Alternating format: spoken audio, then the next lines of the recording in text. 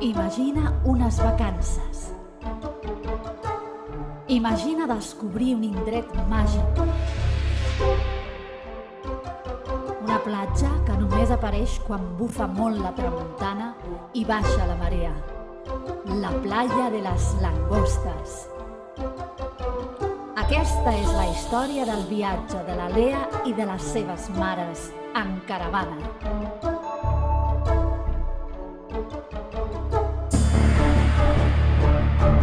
El meravellós viatge de la Lea.